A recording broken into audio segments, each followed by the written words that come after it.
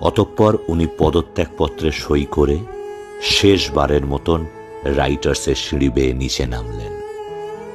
কারোর সাথে কোনো কথা না বলে গেটে দাঁড়িয়ে থাকা সাদা অ্যাম্বাসেডারে চেপে বেরিয়ে গেলেন রাইটার্স থেকে শেষবারের মতন। ফেলে গেলেন একটা চেয়ার, একটা মস্ত লাল বাড়ি আর আলমারিতে সাজানো নিয়োগ নির্দেশের হাজার হাজার ফাইল। উনি যখন শেষবারের মতন রাইটার্স থেকে বেরোলেন, সেই বছর শিক্ষকতায় নিয়োগ হয়েছিল 11,723 জন। হ্যাঁ, এখন 2024, 13 বছর অতিক্রান্ত। কাউকে আজও চাকরি হারাতে হয়নি।